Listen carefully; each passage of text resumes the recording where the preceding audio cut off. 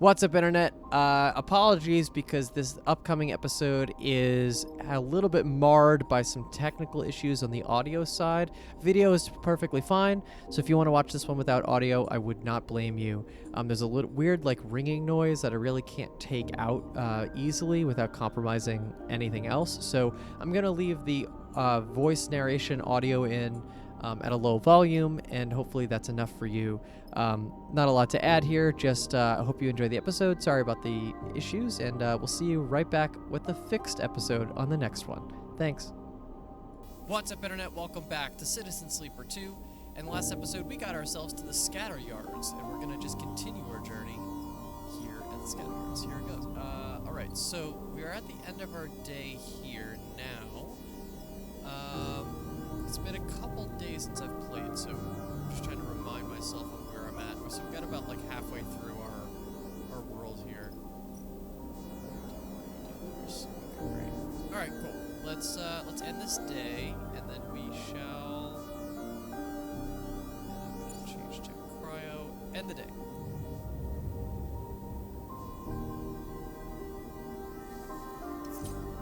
Okay, almost pretty good. Let us see. What else should we do here? The signaling station in the pole is paying a small fee to anyone who helps seal up the damage sustained in a recent explosion. I can risk a 3, I think. Left energy, that's dead.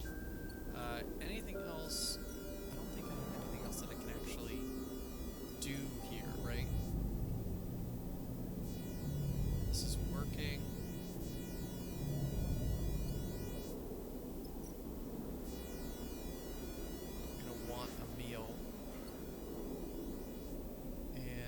Waiting on anything, right?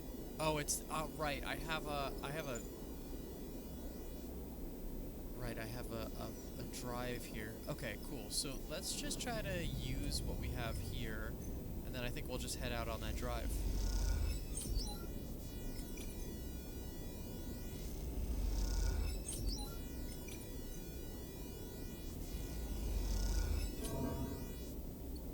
Okay. So let's buy a meal, and then I think we just should head out. Let's get on it. This is a dangerous one. So here we go. Let's try it. Confirm the vector. Alright, so Eugen's locked in. Who should we bring though? So theoretically, we cover our bases completely, because I would just need someone who has a little bit better skills with this one, but I think we're okay. Let's get Bliss in there. I think we feel we're good. Let's do it. Travel to contract. Okay. We're coming up on the beacon site now. Terrible rolls. Seraphin brings the ship into place. Signal's pretty weak, though. He turns in his chair, which is what you get for chasing 10,000-year-cycle-old leads that got a lot of people killed. Since you explained the situation to Seraphin, he hasn't gotten any more enthusiastic about the job, especially as it's a job that comes from Eugen. Seraphin shuts down the engine and turns to Eugen. Time for you to have a poke around in those rocks. He waves a hand at the scattering of asteroids. Enjoy! Eugen barely seems to notice the sarcasm. A kind of fixed determination has come over him since you left the Hollow. It's not something you've seen before. Let's suit up and find the beacon. He pats you on the shoulder. Lewis said it's the first of a trail, so the faster we locate this one and get ourselves pointed to the next, the better. Enough messing around. He kicks off and glides out of the cockpit, heading straight for the airlock. Not the most attractive of locales. Bliss smiles as they nod towards the sparse gray rocks, but we should keep our eyes open anyway. Those that leave trails like to leave traps, too. Never worked on a fraction drive before. This thing turns out to be real. I call shotgun on digging around in its guts. They wink and follow up Eugen. It's just you and Seraphin left in the cockpit. He taps at his console, ignoring you. You think this is a bad idea? Seraphin turns. Me? He mockingly puts a finger on his own chest. Look. He gets serious for a second. People have been searching for this thing since the Solheim collapse. That's a lot of desire directed at one hidden drive. Objects like that tend to get people in trouble. Seraphin sighs, at least in my experience. So take it slow. Keep your eyes on Eugene. Seraphin turns back to the console, busying himself with diagnostics. You turn and leave the cockpit, your mind on the beacon and the trail that should, all being well, end in a ticket out of the entire system. Alright, we're literally in the middle of nowhere. Okay, so... search rocks. Rather than messing with signals, simply searching the rocks in the area should help locate the beacon. Triangulate signal. The beacon signal is weak and dispersed, but with some work, it might be possible to determine its precise location. So Bliss, not helping me here. But that's okay, so let's use... Eugene got good rolls, thankfully. He incurred a little bit of stress. Cool, okay. I may be willing to risk a 3, but I'm not willing to risk anything more than that. Okay, we're almost there, actually. Let's try a 3. Alright, stress gained. I don't really want to break a bunch of my dice right now, but I also want to do this quickly. Shit. Okay, I am calling it on that, and Bliss can't really help me, so onward we go. End cycle. Fuck the 2s and the 1s. I might break a dice here, hopefully not. Okay, I have a little bit of a crack, but that's okay. Okay, let's try more. Ooh, Bliss killed it this time. Alright, so first let's start with these guys, because I can save my rolls. Nice! I might even use... hold off on Bliss actually, because I might be able to use that later. Nice. Perfect. You isolated the beacon's location to a single asteroid. Time to get to the next vector. Okay. Analyze site. The site where the beacon is planted shows signs of a ship landing and excavation. Perhaps analyzing the remains would help. Decrypt signal. There seems to be data hidden in the beacon signal. Could it be the location of the next step in the trail? Alright, so we're using Bliss's 100% here. Nice. I can also use their 3 here, I think pretty safely. Nice. I'll use my 2 5s. And that should do it. Nice. You have the vector for the next beacon. Time to follow the trail. We're in. Eugene nods at the data port, deep inside the body of the beacon. He peers through the suit's faceplate at it. You have part of the plating removed, and you're pretty sure you have access to the coordinates you need. All that's left to do is slot a drive. I've got this. Eugene takes out a thumbnail drive and slots it, easy as can be. A smile flickers across his face. You peer into the beacon. It's been a delicate job getting the security access and the system knowledge to find the coordinates for the next step, but it all seems to have passed without incident. Got it. Eugene pulls the drive and thumps you on the shoulder. Let's head to the next one. Look alive down there. Seraphin's voice comes over the comms. We've got a ship on approach. We need to make ourselves scarce. You and Eugene exchange looks. The singers. You kick off and glide towards the ship, but Eugene goes in the other direction. You wonder what he's doing for a second, and then you see it. He arrives at the beacon and immediately begins laying into its metal shell. He pulls a tool from his suit's belt and caves in the beacon with an anger that chills you. When he's done, the beacon just another chunk of debris in the shoals. He joins you in the cockpit. Seraphin gives you a look, but doesn't say a word. He just silently taps in the new coordinates. You look across at Eugene, his expression fixed and his eyes cold. Then Seraphin fires up the drive. Oh shit, did we do it? Or are we just going to a different spot? Yeah. Okay, a shrill bleep wakes you from your stargazing. What was that? Seraphin looks around the cockpit as warning lights and sirens sound all over the ship. The terminal screens flicker, some of them not coming back on. You hear a groan from somewhere deep in the ship. Some kind of pulse. An energy weapon?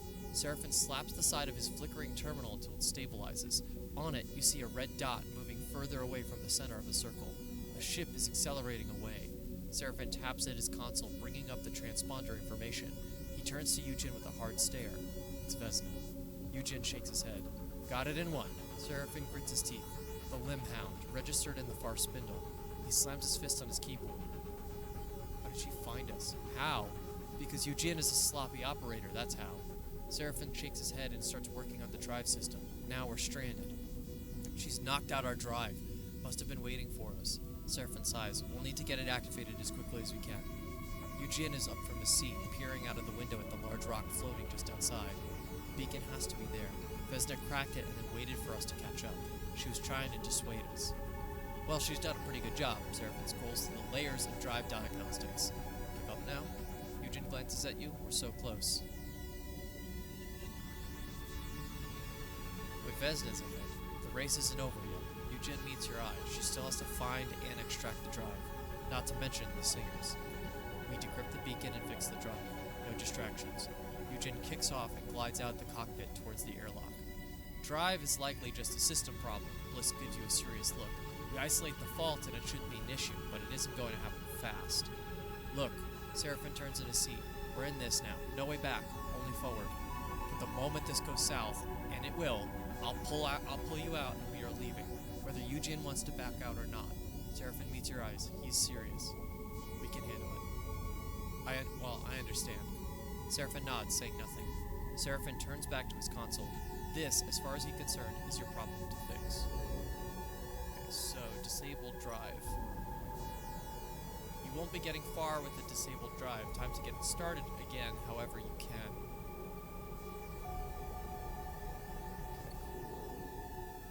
And the affiliate beacon.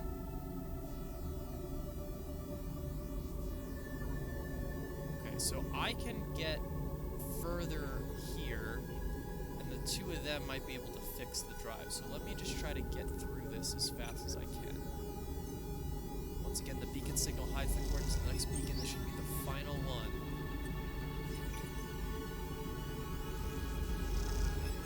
Okay, real good. So far, so good.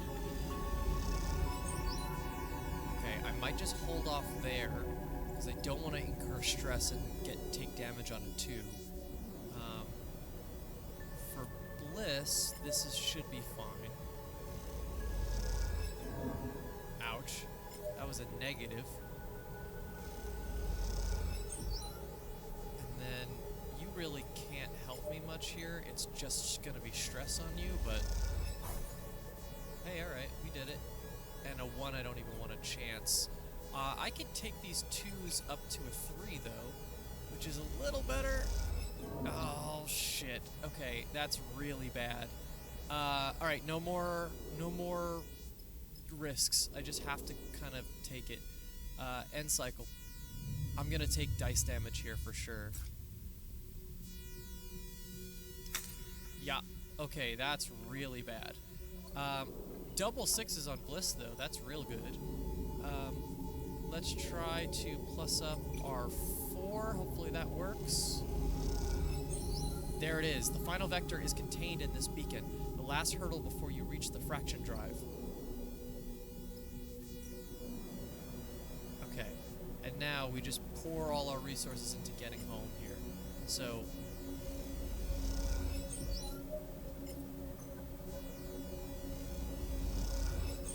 cool, let's take this one. I think we're gonna have like 1 more day's worth of stuff here.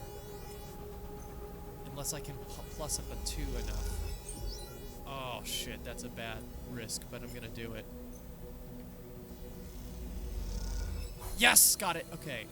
The Riggs drive is running once more. There's no time to lose. Seraphim punches the final set of coordinates into his console and runs a fresh set diagnostic on the Riggs drive. Everything comes up green. The atmosphere in the cockpit is tense. None of you know what you might be flying into. Eugene's jaw is set, his eyes on the stars and scattered rocks, his goal in reach. It's not a goal to be underestimated, a fraction drive, one that can take any ship out of the fifth system and beyond, one that can forge a path through the surrogate systems few can take. Freedom, both from this system's politics and the structures of power that dominate the passage of people through colonized space. The problem with such a lofty ambition is that it's infectious, seductive. It's desirable enough to draw people out, bring them into their absolute limit. You have seen that in Eugene. The singers, too, are shaped by that desire, and Vesna, the steely-eyed captain you don't seem to be able to shake. The question is, Who will flinch first? Word? I'm not reducing stress in between either. So that's not great. Here you are, moored around a remote and airless rock, a scattering of debris concealing an object of great value, and a system spiraling into war. For the last year, Seraphin shuts down the drive, but at least no one started shooting. Vesna would only kill as a last resort. Eugen looks out at the rock. The singers, I'm less sure about. Reassuring, Seraphin deadpans. So, what now? We walk out there and start digging? What do you we talk it over with them. A fraction drive doesn't divide in three, Sleeper. You turn to face Eugen, but he's already gone. You get after him. Seraphin shakes his head. I'm gonna keep the rig warm. I get the feeling we're gonna be needing it. As you glide out of the cockpit, you hear the airlock cycling. Eugen is already out. You speed up, grabbing a suit and wrestling it on as you head for the airlock. The door hisses open to reveal a sparse landscape. The twisted parts of the facility or ship, corroded beyond recognition, jut up out of the dusty rock. Squinting into the faint and distant sun, you can make out two figures in suits standing a fair distance apart in the middle of the loose circle of debris. You glide around towards them, specks of loose gravel and decaying metal bouncing off your suit as you do. Now, a voice crackles through your comms as you approach, broadcast over the open channel. None of us want to die out here. You see them now, the two figures, Vesna and the leader of the singers, Peter, facing each other across the dusty plain. Vesna's arm jutting out from her body, her hand resting on an object on her hip, a weapon. Keep your distance, Sleeper. Her eyes flick over to you as you approach. This godforsaken rock is crowded enough as it is. We set foot here first. The claim is ours by anyone's judgment. Peter speaks calmly and slowly, his arms at his hips and his palms upturned. And I suspect we are also the best equipped to find the fraction drive and put it to use. Anyone's judgment, Vesna scoffs. Who do you see out here to validate your claim? She gestures at the rock-strewn void with one hand, her other firmly on the grip of her handgun. The Sleeper is our witness here. Peter turns slowly to you. I'm sure they will verify our claim. I didn't see who was first. Vesna laughs. Well, at least someone here still has integrity. You look between the two of them, searching for their faces for an intent, an opening, anything. Vesna's ocular implants give nothing away, but the visible tension in her gun arm suggests failing patience. Peter, meanwhile, projects an atmosphere of considered calm, but there's a violence behind that benign smile, and a crew of singers somewhere out there in the dark. Peter, tell your crew to stand down. Be very careful what you say next. Peter eyes you with anger and fear. You see a flash of panic in Vesna's eyes as she realizes she might be surrounded already. Her arm tenses. The shot is silent, its direction unclear, but its effect is immediate. The side of Vesna's suit explodes in a geyser of escaping oxygen. She spins, clutching at the wound to clamp it closed. As she does, you see the shot grazed her, splitting the suit but leaving her body beneath intact. Might want to run and get that fixed, Vesna. Eugen slips out from the shadow of a piece of debris at the edge of the circle. He holds a long gun at his hip. What are you doing? Claiming what's mine. Eugen's eyes are fixed on Peter as he moves slowly closer. You son of a bitch! Vesna is doubled over, unable to take her hands away from the hole in her suit without risking immediate depressurization. Eugen draws alongside you, his eyes still on Peter. Time to turn yourself around, get in that ship of yours, go back to wherever the hell you crawled out from. You glance at Vesna. There's a spout of oxygen spewing out from her suit, leaking between her fingers. She doesn't have long. We can't abandon this claim. Peter shows his open palms. For the singers to survive, we must leave the system behind.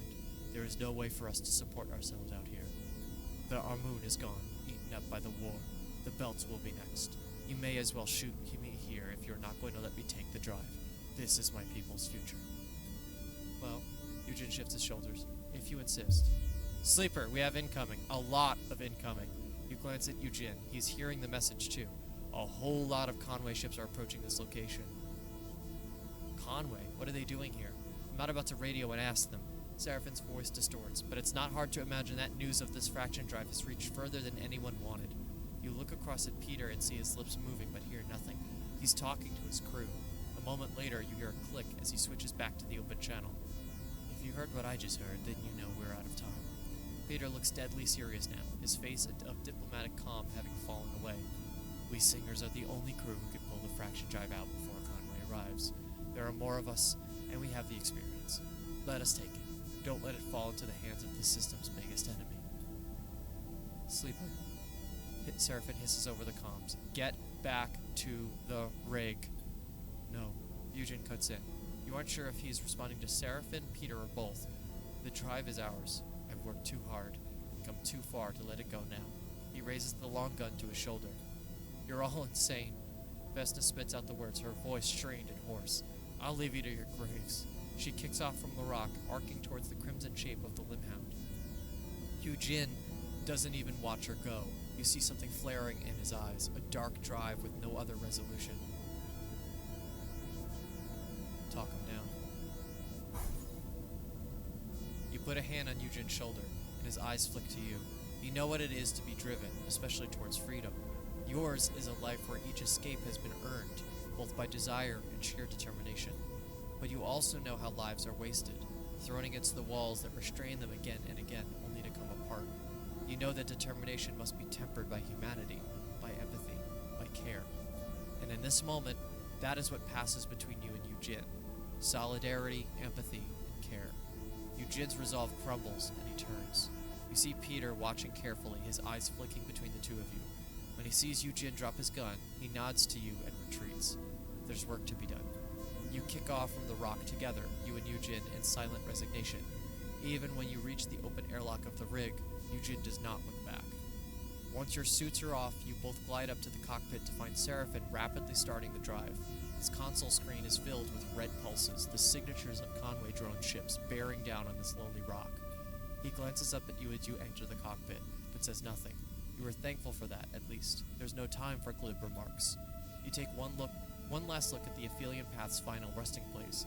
Across its surface, black-suited singers, like a small army of ants, industrially work to excavate and extract the fraction drive. In the face of the inhuman and cruel arm of Conway Extractions, it's hard not to wish them well. May their freedom buy them the kind of future you will not able to claim. And then the drive kicks in, and you leave the singers to their fate.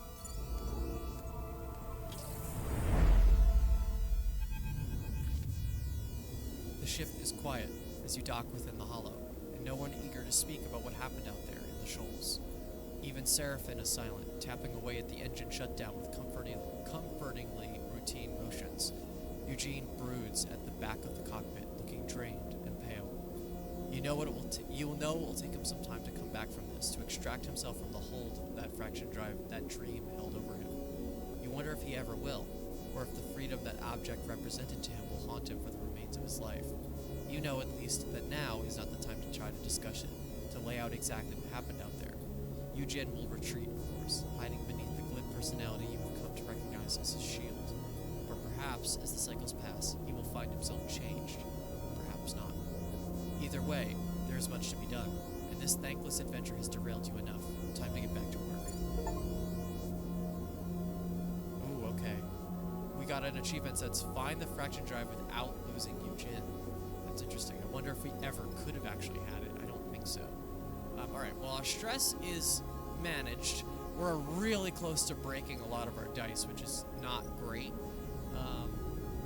Let's finish this. What do you mean, fried, Kimball? Our station depends on that array. The voices echoes out of one of the sunward pole's cramped bays tucked up in the ceiling of the hollow. Though you are tired from a shift spent sealing leaks in the shattered section of the station, you can't help but still listen in. I have been patient, Kimball, but now, with the repairs almost done, you're telling me we can't broadcast anyway? The voice comes from a doorway nearby, and as you float past, you glance inside. You see a woman, facing away, addressing the back of a man half buried in the guts of some complex machine. I'm sorry, Kimball, she concludes, but that just feels malicious.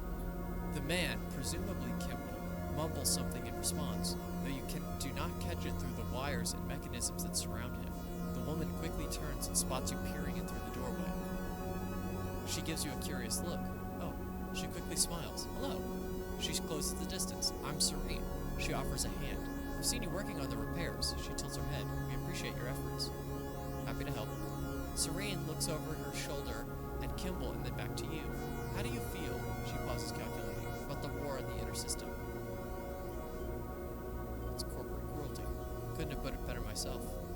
Did you know that Sinetstad has already started shipbuilding at Sinza? Serene watches you for your response. Sinza. One of the three sisters, in orbit around Ember. She raises an eyebrow. You haven't left the belt, have you? You hear a grunt from Kimball, his head still buried in the machine's innards, and it is unclear if it is in reference to what was said, or it is just the sound of repairs going poorly. We, Serene places a hand on her chest, are the Helian Dispatches, the only pirate radio station in the Starward Belt. She lifts her chin proudly. We keep the system up to date on shifts in the system's power structures and the ongoing corporate war, all through the voices of the Helian system's own residents. Kimball grunts again, and a shower of sparks bursts from the machine behind Serene. Or at least we did, before our transmitter got fried. Serene suddenly looks crestfallen. What happened? All that repair work you've been giving your time to, that was all caused by a Conway autonomous munition trained on our scent. Serene's eyes flash with anger. A mumble comes from Kimball as he pushes a handful of wiring out of his way. I do know that for sure, Kimball. Why else would it come so deep into the belt to hit the hollow at our broadcast site? Serene turns back, hands on hips. Kimball responds with a shrug. Either way, straight after that attack, we found our gear had been tampered with, sabotaged. Kimball grunts. Yes, Kimball, or just looted. Either way, we're now quiet, and when we're quiet, the war continues unobserved. Serene folds her arms and looks away defeated. What do you need? Look, we need a new broadcast array. A better broadcast array. Serene glances over her shoulder. We don't quite have the reach we'd like. Where you get one, that's another problem. We're talking pre-collapse tech here. It's not something we could just build ourselves. Kimball mutters something from the depths of the machine. Yeah, Holmes Rock isn't a bad idea, Serene replies. It used to be a relay station for Solheim, so it stands to reason they'd have arrays. And then there's the terminal there. Kimball's been bugging me to dig out some engine components for him to crack open and use in his repairs. God knows what kind of repairs he'd need those for, but that's what he says. Serene looks over her shoulder at Kimball, but receives no response. You both stare at his broad shoulders for a moment as a thin trail of smoke begins to emerge from the machine. Now, maybe we could do a little fundraising here on the Hollow. What we can get, we'll happily hand over. Serene shakes her head. But I'm telling you now, it won't be a lot. I'll see what I can do. We'd appreciate it. Hell, the people of Helian System will appreciate it. She glances over her shoulder. I think Kimball would appreciate it too. He leaves Serene and Kimball to their repairs, making note of the engine components and wideband array they will need to get back on the air. It's hard to tell if the job will be worth your time, but then again, someone as knowledgeable as Serene might be a useful asset. Cool. New location discovered, huh?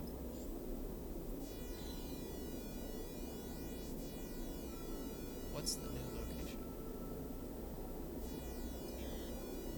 Holmes Rock, Flotsam, Farspindle. Doesn't seem like there's a lot of new locations. Oh, we're not in the scatter yards. I'm sorry. We're in the Hollow or whatever it's called.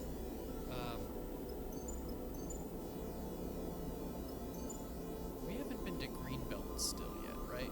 So we'll make our way back through it.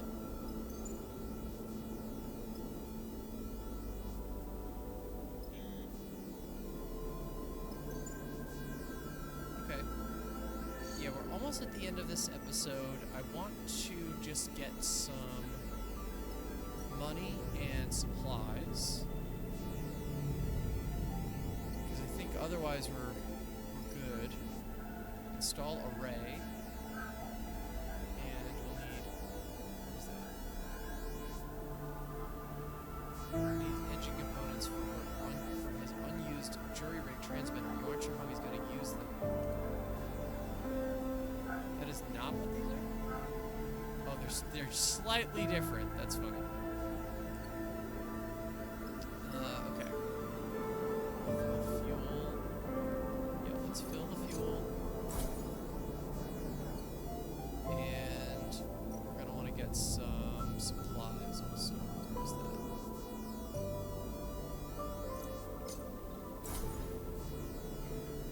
Okay, now let us work.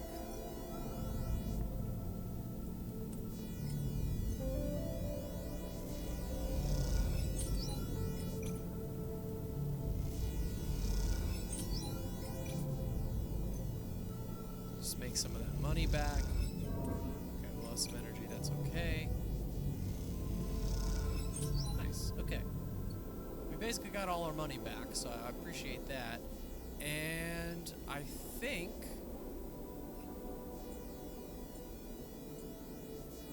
yeah, we got a little bit of everything going on right now.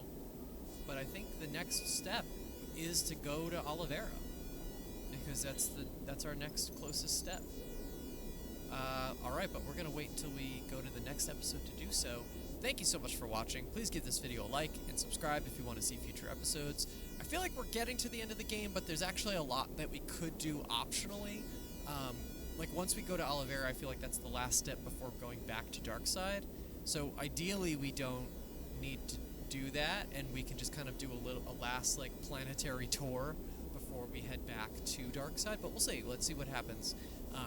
But yeah, we'll see you in the next episode. See you then.